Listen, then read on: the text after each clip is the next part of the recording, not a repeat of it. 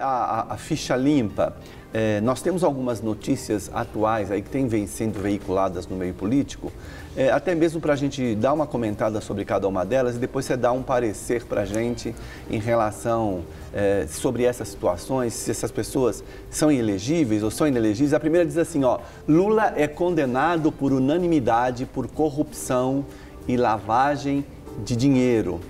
Essa é uma das notícias.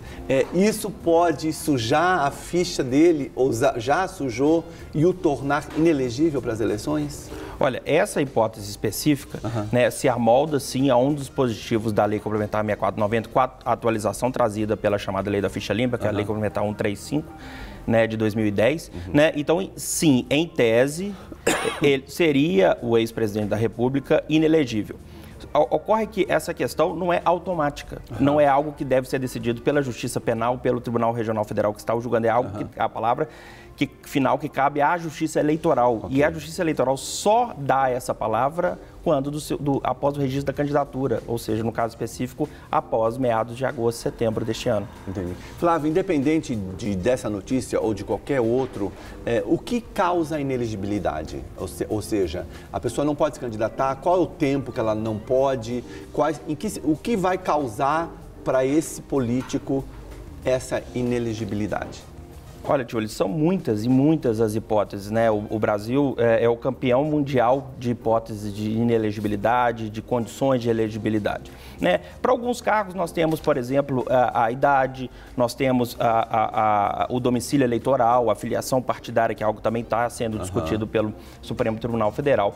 E tem também as hipóteses, né, digamos assim, as causas de inelegibilidade, que são, por exemplo, condenações pela Justiça Eleitoral, condenações criminais, condenações pelo Tribunal de Contas, condenações por improbidade, né? São várias as hipóteses, elas estão todas elencadas na lei, inclusive, por exemplo, demissão de servidor público, porque, por exemplo, foi acusado de algum ato, né, não probo, exclusão do quadro de funcionários, por exemplo, se foi excluído da Ordem dos Advogados, se foi excluído do Conselho de Contabilidade por algum ato não correto da minha vida, enfim, são várias as hipóteses, muitas e muitas. O Brasil é o campeão mundial delas. Uau! Doutor Flávio, vamos dar uma olhadinha numa próxima notícia também que a gente tem visto aí durante esses últimos dias. Ministro do STF autoriza novo inquérito para investigar Kassab. Quer dizer, como você disse, o próprio Supremo Tribunal Federal também, em algumas situações verificadas, ele pode se tornar uma pessoa também inelegível.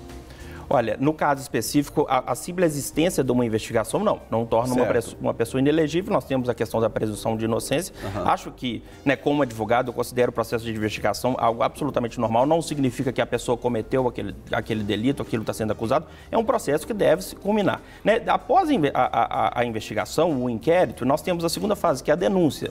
Né? E a fato de ter sido denunciado também não torna a pessoa ficha suja. Se porventura recebida a denúncia, né, ou seja, isso significa que há uma plausibilidade para se continuar com o processo penal, igualmente ela não se torna elegível. Lá nos tempos da ditadura, sim, o recebimento de denúncia de determinados crimes tornava a pessoa inelegível. Hoje em dia, não. Né? É necessário a condenação por órgão colegiado. Né? Só nessa hipótese, havendo condenação por órgão colegiado, é que a pessoa se torna ficha suja. Aquele ditado que diz que todo mundo é inocente, a não ser que se prove o contrário, é verdade, doutor Flávio? Olha, deve ser, sim. Ser, né? Eu acredito que deva ser assim sempre. Né? Essa é uma garantia individual do cidadão contra a força do Estado. É uma invenção humana, você estava falando muito de Deus aí, mas é uma invenção humana para proteger o homem de uma própria invenção dele, homem, que é o Estado. É verdade. Vamos ver mais uma notícia que está acontecendo aí nos nossos jornais, na nossa mídia. Réu no STF, Renan é alvo de outros 11 inquéritos. Uau! Quer dizer, por enquanto são denúncias. Não, nem denúncias são. Eu acredito que o senador Renan Calheiros tenha uma denúncia já recebida, mas a simples existência desses inquéritos não o torna ficha suja de modo algum, nem tampouco da eventual denúncia porventura recebida. É necessário uma condenação já por órgão colegiado, né, como ele tem prerrogativa de função, ou seja, o chamado foro privilegiado, né, é preciso que o Supremo Tribunal Federal o condene por um dos eventuais crimes aos quais ele é investigado. Entendi. Ok. Temos um próximo aí envolvendo o nosso presidente. Temer perde apoio, mas consegue barrar segunda denúncia na Câmara. Comente um pouquinho, doutor Flávio, sobre isso.